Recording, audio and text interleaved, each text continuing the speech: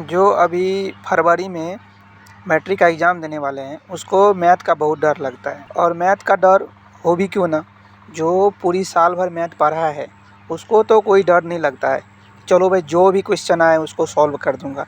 लेकिन बहुत सारे आदमी, बहुत सारे स्टूडेंट जो है पढ़ा ही नहीं है, पूरी साल भर मस्ती किया है और बहुत सारे प्रॉब्लम के कारण भी नहीं पढ़ा। एग्ज़ाम तो वो लोग भी देंगे, लेकिन वो लोग को बहुत डर लगता है कि कैसे पास करेंगे मैथ में, खासकर मैथ में उसको बहुत डर लगता है।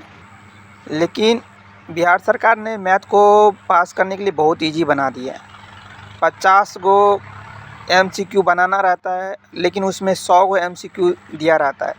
तो हम जो है इसमें से हमें 30 या कम से कम यदि 30 हमारा सही हो जाता है तो आराम से पास कर जाते हैं, क्योंकि पास करने का लिमिटेशन 30 आ जाएगा तो हम पास कर जाएंगे।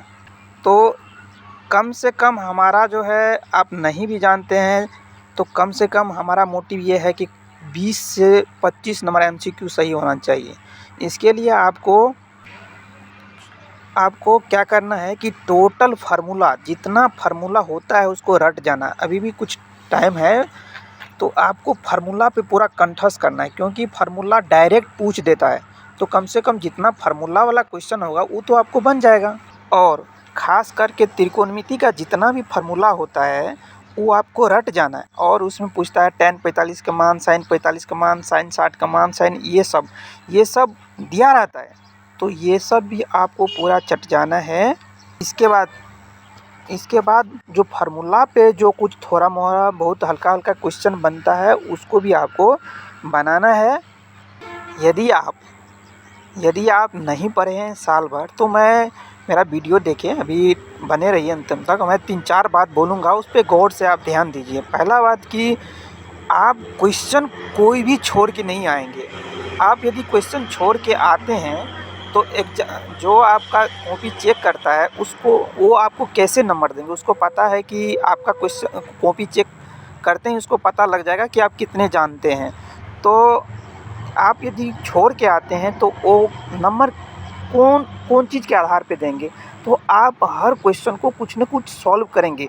जो कि 5 नंबर के रहेंगे तो कम से कम 1 नंबर तो देंगे। ऐसे आप हर क्वेश्चन को सॉल्व करेंगे तो एग्जामिनर को जो चेक करते हैं कॉपी, उसको पता लग जाएगा कि ये लड़का पढ़ा नहीं है, इसको पास यदि वो ईमानदार है तो आपको नंबर देना चाहता है।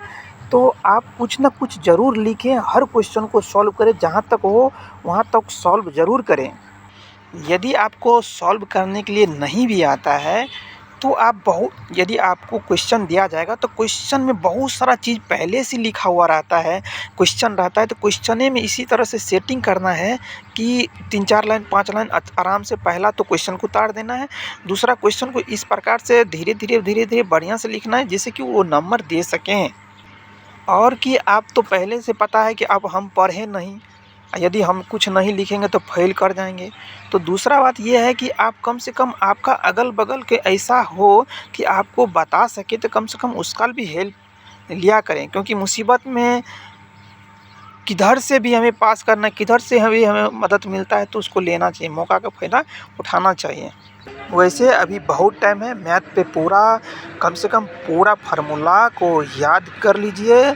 फार्मूला पे आधारित छोटा मोटा क्वेश्चन को भी सॉल्व कर दीजिए, मैथ में पास हो जाएंगे। अब मैथ उतना भारी नहीं है पहले जैसे, आप बहुत इजी कर दिया है, पास हो जाएंगे। नो टेंशन मत लीजिए।